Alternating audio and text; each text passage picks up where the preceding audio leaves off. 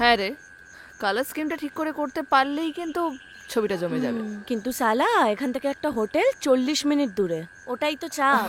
উপায় নেই ভাই, কোর টিম ছাড়া এই বাড়িতে এত লোক রাখা ইম্পসিবল।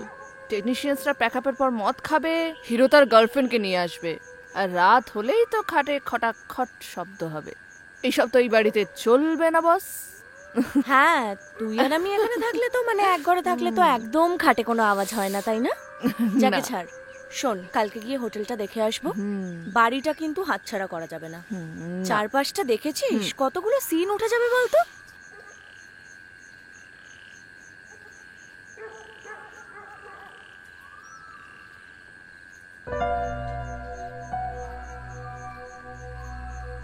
এই নাও শরবত খাও, এই গরমে শরীরে জুত পাবে। আমার সব লাগবে না, আমি বেশ আছি।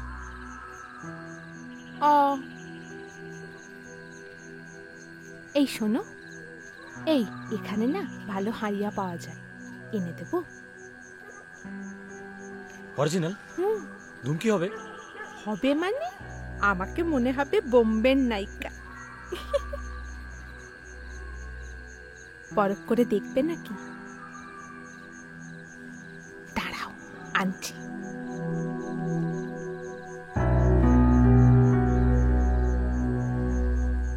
পেলে কোথায় রে? দেখ সালা নিজের ঘরে বসে ওই জয়েন্ট বানাচ্ছে। আমি একটুকে দেখে আসছি। হ্যাঁ, আরে আরে, এটা গ্রাম, স্পাগেটিটা পাল্টে যা। যাবো আর আসবো।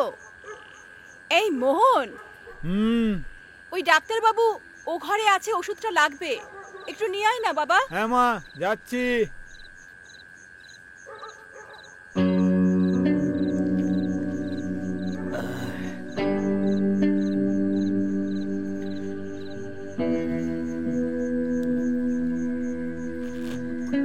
আর কিছু চাই?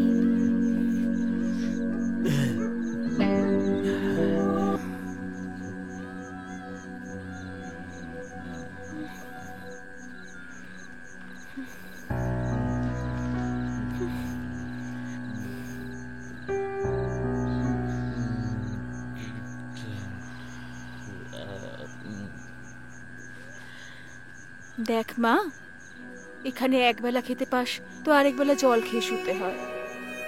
বাপটা হাড়িয়া খেয়ে উল্টে আছে। শহরে ভালো থাকবি, খাবি, ঘুরবি, আমি তো আছি, ডাক্তারবাবু আছেন, ভালো ভালো জামা, গয়না। আমার খুব ভয় করছে।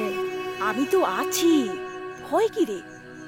আশেপাশে কত ছেলে মেয়ে আজ শহরে গেছে বলতো, আমি তো পাঠিয়েছি।